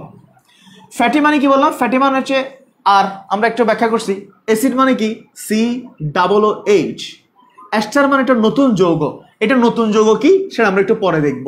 এবার আসো, তাহলে এটা মনোহাইড্রিক অ্যালকোহল। মনোহাইড্রিক অ্যালকোহল কোনটা? অর্থাৎ আমরা যখন লিপিড, গতবার আমরা দেখছিলাম, আমরা যখন লিপিড পড়ছিলাম, মনে আছে কিনা দেখো, আমরা যখন নর্মাল অন্যান্য লিপিড যখন পড়ছিলাম, আমি লিখি এখানে অন্যান্য লিপিড যখন পড়ছিলাম, আমরা তখন লিখছিলাম এরকম RCOOH ইজ, এরকম করে লিখছিলাম। দেখো মনে আছে কিনা দেখো, আমরা একটু আগে এরকম একটা যৌগ লিখছিলাম। একটা জিনিস খেয়াল করে, এখানে OH OH OH এরকমই ছিল। দেখো, আমি যদি এটাকে বাদ দিই, এটা চিন্তা করি, এখানে কয়টা OH ছিল? 3টা OH। যেই সমস্ত যৌগের মধ্যে 3টা OH থাকে তাদেরকে বলা হয়, যেমন এটার নাম হচ্ছে গ্লিসারল। এটার নাম কি? গ্লিসারল। যেহেতু গ্লিসারলে 3টা OH ছিল, তাই এটাকে বলা হয় ট্রাইহাইড্রিক অ্যালকোহল। এটাকে বলা হয় ট্রাইহাইড্রিক অ্যালকোহল। খেয়াল করো, তাহলে এটার নাম তো গ্লিসারল, কিন্তু গ্লিসারলের মধ্যে যেহেতু 3টা OH, তাই এটাকে বলা হয় ট্রাইহাইড্রিক অ্যালকোহল। ট্রাই মানে 3, ট্রাই মানে কি 3, হাইড্রিক মানে কি OH অ্যালকোহল। তাহলে 3টা অ্যালকোহল যুক্ত যৌগ, 3টা অ্যালকোহল যুক্ত যৌগ। লিপিডে যেখানে আমরা 3টা অ্যালকোহল যুক্ত যৌগ ইউজ করতাম, এখানে একটা অ্যালকোহল যুক্ত যৌগ ইউজ করবো। তাহলে দেখো, এটা হবে এরকম CH3OH।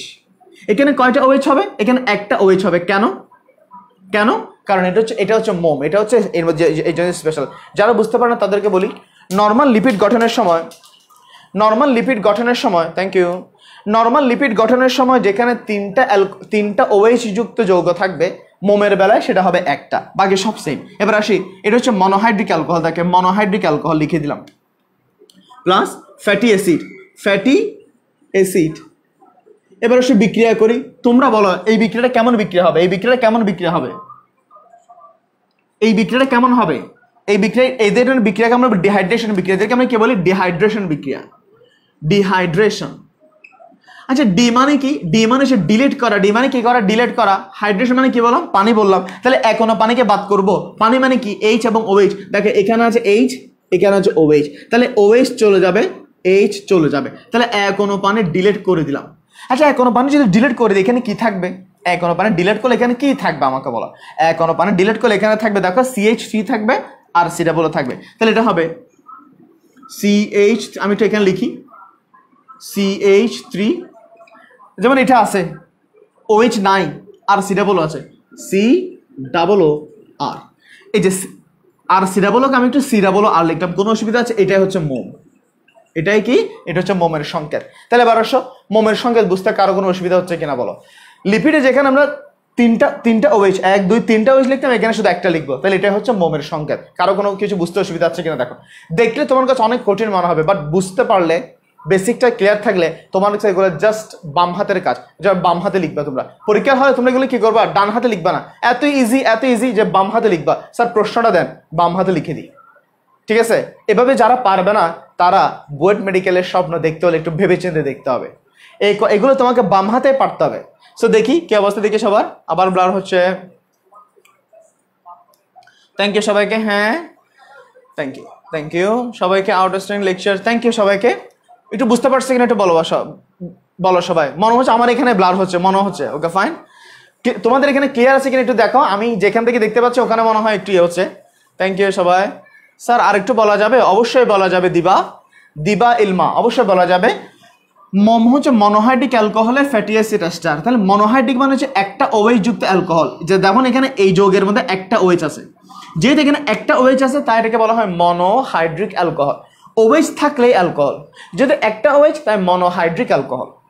ফ্যাটি অ্যাসিড, আর মানে হচ্ছে ফ্যাটি মানে হচ্ছে এলিফ্যাটিক মানে মুক্ত শিকল মানে কার্বন শিকলকে আমরা আর দ্বারা প্রকাশ করি। আর অ্যাসিড COOH। তাহলে এদের আমি যখন বিক্রিয়া করব, বিক্রিয়া করে এখানে এই বিক্রিয়া করার মানে করে ডিহাইড্রেশন, ডি মানে ডিলেট করা, হাইড্রেশন মানে পানি, পানিকে ডিলেট করব। তাহলে OH আর H, OH আর H মিলে পানি চলে যাবে, পানি বের হয়ে চলে যায়, বাকি আছে কি CH3 আর COO। এটা হচ্ছে মোম, এটা কি মোম। এখানে আর বলতে কি পরিমাণ কার্বন এখানে থাকবে এটা তোমার জানা থাকতে হবে। এই আর এর মধ্যে কি পরিমাণ কার্বন, এটা আমরা জুম ক্লাসে পড়াবে। এইখানে কয়েকটা, এখানে এটা কত কার্বন শিকল, এটা এখানে কয়টা কার্বন থাকবে এটা কোথায় পড়াবে, এটা জুম ক্লাসে পড়াবো। জুম ক্লাসের লিঙ্ক আজকে আমরা গ্রুপে দিয়ে দিব, সবাই লিঙ্ক এবং পাসওয়ার্ড দিয়ে দিব, এবং সবাই মেসেঞ্জার গ্রুপে অ্যাড হয়ে নিবা। সো আর যারা PDF পাওয়া নয়, এই অধ্যায়ের PDF যারা পাওয়া নয়, তারা ইস্তেকার ফারকি তোহা ভাইয়া, শাফিন শাহরাজ ভাইয়া বা আমাকে নক দিবা, PDFটা তোমাদেরকে দিয়ে দিব, PDFটাকে দেখে পড়তে পারবা। তাহলে এখানে আর এইগুলোর মান আমরা কোথায় বলবো, জুম ক্লাসে বলবো, এখানে আর বিস্তারিত কথা। তাহলে আমাদের সরল লিপিড শেষ, সরল লিপিড শেষ। এবার আমরা পড়াবো, এবার আসো আমরা পড়বো যৌগিক লিপিড।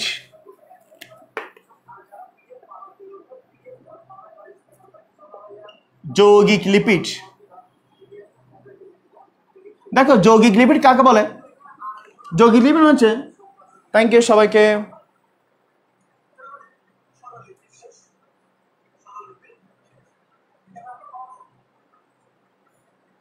অনেকে এক্সট্রা কিছু কথা বলতেছে কমেন্টসে, এক্সট্রা করে কথা বলার দরকার নাই, আমি বারবার করে বলে দিচ্ছি, তোমরা এখানে লাইভ করতে আসবে না, তোমরা আসবে ক্লাস করতে। ভাই ক্লাস করতে আসবে, সময়টাকে কাজে লাগাও। এই লাইভে আমরা কাউকে আমরা এখানে জোরাজোরি করব না, জোরাজোরি করবো না। একটা কথা মনে রাখবা, ভালোবাসা এবং পড়ালেখা কোনোটাই জোর করা হয় না, ভালোবাসা এবং পড়ালেখা কোনোটাই কি হবে না, জোর করে হবে না। যারা আমাদেরকে ভালোবাসবে, যারা আমাদের গাইডলাইন ফলো করতে চেষ্টা করবা, যারা সফল হতে চাও, রিয়েলি পড়ালেখা করতে চাও, তাদের জন্য, এমনি ফান করার জন্য না। আমরা অনেক বেশি ফান আমরা করি আমাদের গ্রুপগুলোতে, আমরা নিজেদের মধ্যে অনেক, এই কয়েকদিনে আসলে তোমাদের সাথে সবার সাথে একটা ভালো সম্পর্ক, একটা ভালো আন্ডারস্ট্যান্ডিং আমাদের মধ্যে হচ্ছে, এটা খুব ভালো একটা দিক। তোমরা যে অন্য এত স্টুডেন্টদের মধ্যে তোমরা যে এখানে একটি আছো, এটা একটা অসাধারণ একটা ব্যাপার। আমরা চাই তোমরা প্রত্যেকে কোনো না কোনো ভালো জায়গায় চান্স পাও, কোনো না কোনো ভালো জায়গায় চান্স পাও। এই এত কিছুর জন্যই, তোমাদের জন্য এত কিছু আমরা এত কষ্ট করতেছি, তোমরাও কষ্ট করতেছো। আমরা বলবো না, আমরা সবাই মিলে কষ্ট করতেছি। আশা করি সবাই মিলে কষ্ট করি, একটা ভালো কিছু হবে ইনশাআল্লাহ। সো থ্যাংক ইউ সবাইকে। আজকে আমরা যৌগিক লিপিড, যে লিপিডের আণবিক বিশ্লেষণে লিপিডের সাথে অন্য কোনো পদার্থ পাওয়া যায় তাকে বলা হয় যৌগিক লিপিড। সবকিছু ঠিক আছে কিনা আমাকে একটু জানাবে সবাই? সবকিছু ঠিক আছে কিনা একটু জানাবে সবাই? সবকিছু ঠিক আছে কিনা একটু আমাকে লাস্টে জানাও তো, ক্লিয়ার আছে কিনা? থ্যাংক ইউ সবাইকে। একটু ক্লিয়ার আছে কিনা একটু জানাবে সবাই, ক্লিয়ার আছে কিনা একটু জানাও সবাই। থ্যাংক ইউ সবাইকে। এই সবাই ক্লিয়ার আছে কিনা একটু জানাও আমাকে।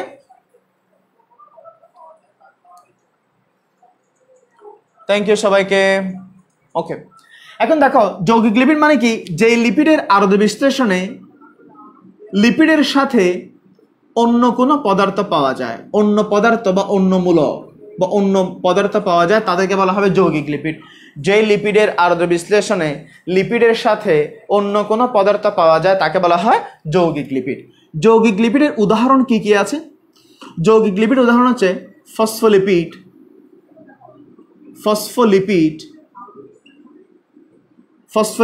তারপর হচ্ছে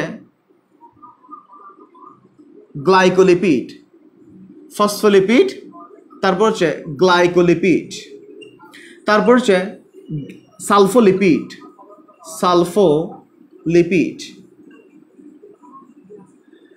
তারপর আছে 4 নম্বর হচ্ছে লিপোপ্রোটিন। তাহলে খেয়াল করো, আমরা পড়াচ্ছি তোমাকে যৌগিক লিপিড, যে লিপিডের আণবিক বিশ্লেষণে লিপিডের সাথে অন্য কোনো পরমাণু, মূলক বা যৌগ বা পদার্থ পাওয়া যাবে তাকে বলবো যৌগিক লিপিড। যৌগিক লিপিড উদাহরণ হচ্ছে ফসফোলিপিড, গ্লাইকোলিপিড, সালফোলিপিড, লিপোপ্রোটিন। একটা করে ব্যাখ্যা করে আমরা। ফসফোলিপিড মানে কি? দেখো ফসফোলিপিড মানে কি, যেখানে লিপিডের সাথে ফসফেট পাওয়া যায়, যেখানে লিপিডের সাথে ফসফেট বা ফসফরিক অ্যাসিড জাতীয় কিছু পাওয়া যায় তাকে বলা হবে ফসফোলিপিড। গ্লাইকোলিপিড মানে কি, লিপিডের সাথে, তোমরা জানো গ্লাইকো মানে হচ্ছে গ্লুকোজ, গ্লাইকো মানে কি, গ্লাইকো মানে হচ্ছে গ্লুকোজ, গ্লুকোজ মানে শর্করা, গ্লাইকো মানে গ্লুকোজ, গ্লুকোজ মানে কি শর্করা। তাহলে যেখানে লিপিডের সাথে শর্করা পাওয়া যায়, তাহলে গ্লাইকো মানে গ্লুকোজ, এখানে গ্লুকোজ বলতে আমরা শর্করাকে মিন করি। লিপিডের সাথে যদি শর্করা পাওয়া যায় তাকে বলা হয় গ্লাইকোলিপিড। সালফোলিপিড একটু পরে বলি, আগে লিপোপ্রোটিন বলে দিই। লিপোপ্রোটিন, লিপোপ্রোটিন ওয়ার্ডটাকে ভেঙে দেখলাম আমরা দুইটা ওয়ার্ড পাচ্ছি, একটা হচ্ছে লিপো, একটা হচ্ছে প্রোটিন। লিপো এবং প্রোটিন। লিপো মানে লিপিড আর প্রোটিন মানে হচ্ছে প্রোটিন। তাহলে দেখো, লিপিডের সাথে ফসফেট থাকলে ফসফোলিপিড, লিপিডের সাথে শর্করা থাকলে গ্লাইকোলিপিড, লিপিডের সাথে প্রোটিন থাকলে তাকে বলা হবে লিপোপ্রোটিন। লিপোপ্রোটিন, ওকে ফাইন। এবার আসি সালফোলিপিড কি। সালফোলিপিডটা আমরা নর্মালি আমি যখন বলবো ফসফোলিপিড মানে লিপিড প্লাস ফসফেট, গ্লাইকোলিপিড মানে হচ্ছে লিপিড প্লাস শর্করা, লিপোপ্রোটিন মানে হচ্ছে লিপিড প্লাস প্রোটিন, অনেকে বলবে সালফোলিপিড মানে কি। সালফোলিপিড মানে অনেকে বলবে লিপিড প্লাস সালফার বা লিপিড প্লাস সালফেট, এরকম কিছু বলে দিবেন। নো, একটু পার্থক্য আছে। সালফোলিপিড মানে হচ্ছে গ্লাইকোলিপিডের সাথে যদি সালফার যুক্ত থাকে তখন তাকে বলা হবে সালফোলিপিড। তাহলে সালফোলিপিড একটু খেয়াল করা সবাই। অন্যবারে বলা বলে লিপিডের সাথে একটা মূলক যুক্ত করে দিলে লিপোপ্রোটিন, গ্লাইকোলিপিড, হ্যাঁ, অথবা ফসফোলিপিড। কিন্তু সালফোলিপিড বলার সময় আমরা একটু সাবধান বলবো, এটা হচ্ছে গ্লাইকোলিপিডের সাথে সালফার যুক্ত হলে তাকে বলবো সালফোলিপিড। অ্যাকচুয়ালি গ্লাইকোলিপিডের একটা স্পেশাল ফর্ম হচ্ছে সালফোলিপিড। এবার আসি আমরা এখানে একটা একটা করে আমরা এখানে বেসিক্যালি আমাদের সিলেবাসে আছে ফসফোলিপিড। আমাদের সিলেবাসে কি আছে? ফসফোলিপিড। আমরা এবার ফসফোলিপিডটা পড়াবো। কারো কোনো অসুবিধা হচ্ছে কিনা, বুঝতে অসুবিধা হচ্ছে কিনা আমাকে একটু জানাবো সবাই। থ্যাংক ইউ সাইদ আলামিন, থ্যাংক ইউ, তুমি ভালো বলেছো, থ্যাংক ইউ সবাইকে। সালফোলিপিডে সালফার না সালফার, ওকে ফাইন, সবকিছু ঠিক আছে। এখানে দেখি লাস্টবার আমরা আর বেশিক্ষণ লাইভে নিব না, আমরা আর 5 থেকে 10 মিনিট লাইভে থাকবো। লাস্টবার সবাই একটু মেনশন করে দাও, লাস্টবার সবাই একটু কমেন্টস করে উড়াই ফেলো, শেয়ার করো। লাস্টবার একবার সোহেল স্যারের জন্য একবার কষ্ট করো, আরেকবার শেয়ার হবে, আরেকবার মেনশন হবে, আরেকবার কমেন্টস হবে। সবাই একটু তাড়াতাড়ি করি ইনশাআল্লাহ। সবাইকে থ্যাংক ইউ, সবাইকে, ওকে ফাইন। আচ্ছা, এবার আসো সালফোলিপিড। সালফোলিপিড কাকে বলে? যে লিপিডের আণবিক বিশ্লেষণে লিপিডের সাথে ফসফোলিপিড, যে লিপিডের আণবিক বিশ্লেষণে লিপিডের সাথে ফসফেট পাওয়া যায় তাকে ফসফোলিপিড বলে। ফসফোলিপিডের আবার উদাহরণ আছে। ফসফোলিপিডের আবার কি আছে? ফসফোলিপিডের উদাহরণ আছে। ফসফোলিপিড কি আছে? উদাহরণ কি আছে? লেসিথিন। ফসফোলিপিড উদাহরণ হচ্ছে লেসিথিন, তারপর হচ্ছে সেফালিন, প্লাজমালোজেন। Lecithin, cephalin, প্লাজমালোজেন। খেয়াল করো, আমাকে একটা কথা বলতে দাও। এখন যেগুলো বলছে এগুলো হচ্ছে ফসফোলিপিডের উদাহরণ। আমরা এখন ফসফোলিপিড নিয়ে পড়ছি। ফসফোলিপিড মানে কি? Lipid plus phosphate. এদের উদাহরণ হচ্ছে lecithin, cephalin, plasmalogen. Lecithin, cephalin, plasmalogen, okay fine. এবার আমি তোমাকে বলি, আমার কথাটা মনোযোগ দিয়ে শোনো, নোট করাচ্ছি, আগে কথাটা শুনবা। লেসিথিন বলো, আমি একটু দেখে নিচ্ছি কারা কারা আছো। থ্যাংক ইউ সবাইকে একটু মেনশন করে দাও, শেয়ার করে দাও একটু, এবং সবাইকে বন্ধু বান্ধব নিয়ে আসো। যত ভিউ কমে আমার তত নার্ভাসনেস বেড়ে যায়, আমার ভয় লাগে। তোমরা যত বেশি থাকবা তত আমার সাহস, তোমরা যত মানুষ বাড়বা আমার তত সাহস বাড়বে, আমার উৎসাহ বাড়বে, আমাদের উৎসাহ বাড়বে। থ্যাংক ইউ সবাইকে। এবার দেখি, লেসিথিন বলো, সেফালিন বলো আর প্লাজমালোজেন বলো, আলটিমেটলি এরা সবাই হচ্ছে ফসফোলিপিড। এরা সবাই কি? ফসফোলিপিড। তাহলে এরা সবাই হচ্ছে ফসফোলিপিড। আমি যদি এদের সমান পাশে লিখে দিই, লিপিড প্লাস ফসফেট, সেফালিন মানে কি? তাও লিপিড প্লাস ফসফেট। আমি যদি সেফালিন লিখি তাও লিপিড প্লাস ফসফেট। আচ্ছা, একটা জিনিস খেয়াল করো তো, আমি 3টে যৌগের নাম লিখলাম, লেসিথিন, সেফালিন, প্লাজমালোজেন। আমি বললাম লেসিথিন মানে লিপিড প্লাস ফসফেট, সেফালিন মানে লিপিড প্লাস ফসফেট, প্লাজমালোজেন মানে লিপিড প্লাস ফসফেট। তুমি আমাকে প্রশ্ন করো, স্যার আপনি কি গাঁজা খেয়ে আসছেন নাকি খেতে দেরি করছেন? স্যার আপনি কি গাঁজা খেয়ে আসছেন নাকি খেতে দেরি করছেন? কোনটা? 3টা আলাদা আলাদা নাম লিখছেন, কিন্তু বলতেছেন 3জনই লিপিড প্লাস ফসফেট, এরকম কেন? আচ্ছা বলো তো, এখানে কি সমস্যা? এতে তিনজনেরই উপাদান হচ্ছে এগুলাই। তো তুমি আমাকে বলতে পারো, স্যার 3জনে যদি সেম হয় এক একজন এক এক রকম কেন হবে? ওকে ফাইন। এবার আসো, আলাদা লিখে কি লাভ হলো? সিরাত, হ্যাঁ আলাদা লিখে কি লাভ হলো? লাভ তো অবশ্যই আসে। পিকচার আবি বাকি হ্যাঁ, এটা না হলে তো বলতাম না, পিকচার যদি বাকি না থাকতো, কোনো কিছু না থাকলে তো এটা আমি কষ্ট করে লিখতাম না। আচ্ছা, ডিফারেন্সটা কি? অনেকে বলতেছে ডিফারেন্সটা কি, পার্থক্যটা কি? আচ্ছা, ভালো ভালো প্রশ্ন, অসাধারণ সব প্রশ্ন করছে। ডিফারেন্স কি, পার্থক্য কি? পার্থক্য জানতে হলে চোখ রাখো, আঙুল রাখো কোথায়? কমেন্টস বক্সে। আঙুল রাখো শেয়ার বক্সে, 5টা আঙুল। এক হাত দিয়ে কি করবা? লাইক দিবা, লাভ দিবা, লাভ, শুধু লাভ হবে, নট লাইক। লাইক দিতে পারো, আমার কোনো সমস্যা নেই, তবে লাভ দিতে পারো। আরেকটা আঙুল দিয়ে কি করবা? কমেন্টস করবা। আরেকটা আঙুল দিয়ে কি করবা? শেয়ার করবা। আরেকটা আঙুল দিয়ে কি করবা? মেনশন করবা। আরেকটা আঙুল দিয়ে কান গোতাবা। আরেকটা দিয়ে কি করবা? কান গোতাবা, নাক গোতায়ও না আবার, এদিকে দেখো। আচ্ছা, কেন এদেরকে আমরা আলাদা আলাদা বলতেছি? Lecithin, sulfonamide, plasmalogen. দেখো পিকচার আবি বাকি, এই যে এটা সবাই হচ্ছে ফসফোলিপিড, সবাই কি ফসফোলিপিড। এখানে ফসফেট আছে PO4। ফসফেট মানে কি? PO4। ফসফেট মানে কি? PO4। ফসফেট মানে হচ্ছে PO4। যে লিপিডের বেলায়, যে ফসফোলিপিডের বেলায় ফসফেট মূলকটি কোলিন মূলক দ্বারা প্রতিস্থাপিত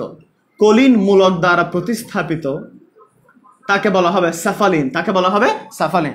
যে ফসফোলিপিডের ফসফেট মূলকটি কোলিন একটা রাসায়নিক মূলক, কোলিন নামক মূলক দ্বারা প্রতিস্থাপিত তাকে বলা হবে লেসিথিন।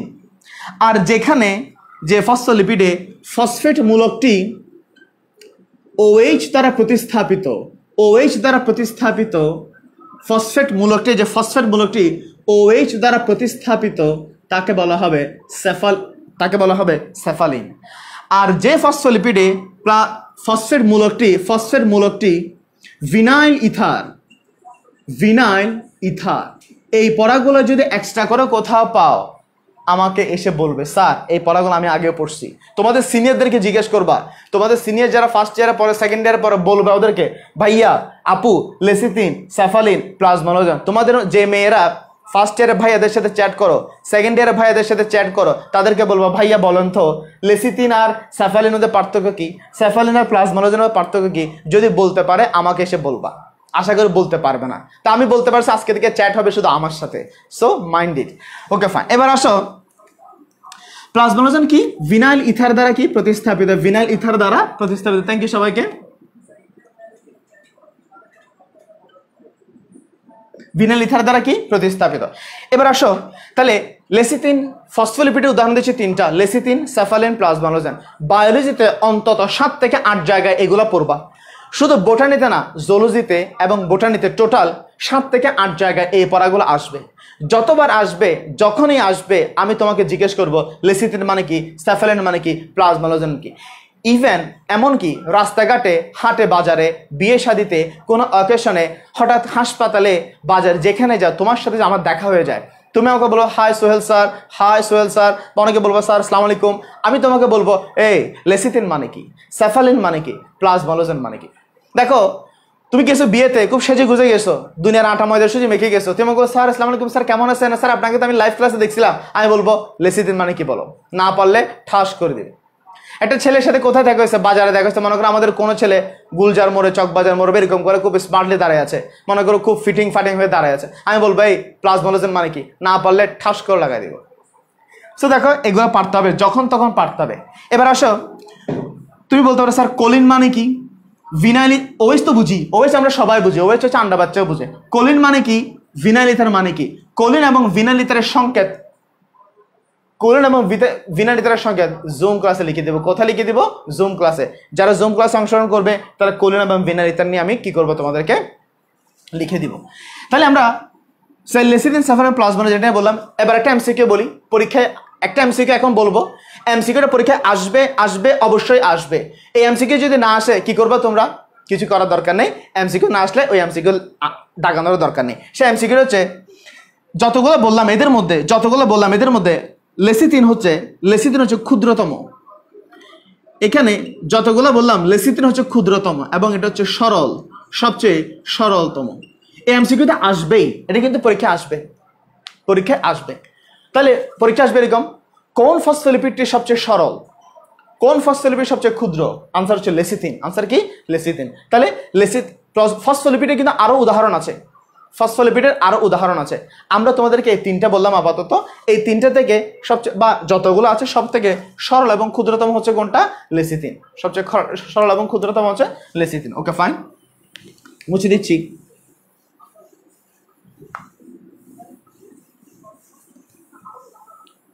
যৌগিক লিপিড। সো যাই হোক, আজকে আমরা মোটামুটি অনেকক্ষণ ধরে আলোচনা করলাম। এবার আসো আমরা তোমাদেরকে বলি, যারা আমাদের প্রাইভেট গ্রুপে জয়েন হতে চাও তারা অবশ্যই তোমাদেরকে যে প্রশ্নগুলো দেওয়া হচ্ছে গ্রুপে জয়েন করার ক্ষেত্রে তা আনসার দিবা। কেন আনসার দিবা? কারণ এখানে অনেকে 9, 10 সেকেন্ড ইয়ার অনেকে এরকম স্টুডেন্টরা কি করে, এখানে কি দিচ্ছে? জয়েন রিকোয়েস্ট দিচ্ছে। অনেকে আছে এমনিতে তোমার মুরব্বী 60 বছর বুড়া, সেও জয়েন দিচ্ছে। ফেসবুক গ্রুপ পাইছে, জয়েন দিয়ে দিচ্ছে। প্রাইভেট গ্রুপ, গোপন গ্রুপ, মানে হচ্ছে না জানি কি আছে এখানে। অনেকে মনে করছে গোপন গ্রুপ, প্রাইভেট গ্রুপ, মানে না জানি কি আছে। অনেকে এখানে জয়েন দিতে আছে, বাট তারা তো এসএসসি না, এসএসসি 21 বা এইচএসসি 23 না। তোমরা তো এলিট সোসাইটি, তোমরা সমাজের অ্যারিস্টোক্রেট মেম্বার, অন্যদের চেয়ে তোমরা আলাদা, তোমরা স্পেশাল গ্রুপে আমরা অন্যদেরকে কেন রাখবো? যার কারণে বাছাই করার জন্য আমরা 2টা প্রশ্ন করছি, তাও আহামরি কোনো প্রশ্ন না। আমি বলি নাই যে তোমার কত টাকা আছে বা তোমার কি তুমি কি বিয়ে করছো, এগুলো জিজ্ঞেস করে নাই। বলছি তোমার জেএসসি কত সালে, তোমার জেএসসি রেজিস্ট্রেশন নাম্বার কত কি এটা জিজ্ঞেস করছি। যারা জয়েন রিকোয়েস্টে ওই প্রশ্নগুলো আনসার দিবে না তাদেরকে গ্রুপে জয়েন করা হবে না। ওকে, যার প্রয়োজন সে আনসার দিবে, যার প্রয়োজন সে আনসার দিবে না। আর যারা জয়েন করছো গ্রুপে, প্রাইভেট গ্রুপে, তারা লাইভ ক্লাসে যদি না আসে, আগামী সপ্তাহ থেকে আমরা গ্রুপ থেকে মেম্বার রিমুভ করা শুরু করব। আগামী সপ্তাহে গ্রুপ মেম্বার রিমুভের সপ্তাহ। ঠিক আছে, কেন রিমুভ করব? কারণ ইনএক্টিভ মেম্বার রেখে লাভ নাই। অ্যাক্টিভ মেম্বার 100 জন যথেষ্ট, 200 জন যথেষ্ট। অ্যাক্টিভ মেম্বার লাগবে আমার। লাইভে যারা আছে আমি ধরে নিচ্ছি তারাই অ্যাক্টিভ, বাকিরা অ্যাক্টিভ না। সো লাইভে কারা আছো, কারা নোট জমা দিচ্ছ, কারা নোট করতেছো, কারা জুম ক্লাস করতেছো, আমরা রেকর্ড করব। সো এর বাইরে আমরা রাখবো না। যা পায় তা আমি তো আর সারা বাংলাদেশের সব স্টুডেন্টকে আমি কি করতে পারবো না, ডিল করতে পারবো না। সেই কথা মাথায় রাখবা। ধন্যবাদ সবাইকে। তোমাদের আগামী সপ্তাহে আবার বায়োলজির বিষয় নিয়ে দেখা হবে তোমাদের সাথে। সবাই অবশ্যই এমিকাস, আমাদের ক্যাপশন লেখা আছে এমিকাস, আমাদের ক্যাপশনে যে এমিকাস লেখা আছে সেই এমিকাস পেজে গিয়ে একটা লাইক দিয়ে আসবা এবং এমিকাস প্লে স্টোর থেকে ইনস্টল করবা, ডাউনলোড করবা। রিকোয়েস্ট পাঠালে ডাক্তার এবং মেডিকেল অ্যাসিস্ট্যান্ট তোমার বাসায় চলে যাবে, তোমাকে একটা সার্ভিস দিবে। So Sohel sir science chamber field সায়েন্সের পক্ষ থেকে সবাইকে শুভেচ্ছা, সবাইকে ধন্যবাদ। সবাই অ্যাক্টিভ থাকো, পড়ালেখা করো একটু, আর আমাদের মেসেঞ্জারে আমাদের সাথে কি করো, কথাবার্তা বলো। তোমাদের যে কোনো সমস্যা আমাদের সাথে শেয়ার করতে পারো, যে কোনো সমস্যা, যে কোনো কিছু জিজ্ঞেস করতে পারবা। তবে যে কোনো কিছু বলতে যে বললাম ওই দিন, তুমি যদি বলো স্যার আলুর দাম কত, স্যার হিজাবটা কোথায় পাবো, স্যার আমার তো মাস্কারা লাগবে, স্যার আমার তো আয়েশারও লাগবে, ওগুলো তার আমি বলতে পারবো না। তবে যদি বলতে পারি তাও বলবো, তাও তোমরা একটু মনোযোগ দাও, তোমরা একটু ওরিয়েন্টেড থাকো। সেই ছিল আমাদের সাথে আজকে পর্যন্ত। আগামী সপ্তাহে আবার দেখা হবে বায়োলজি ক্লাসে। ধন্যবাদ সবাইকে, থ্যাংক ইউ সবাইকে।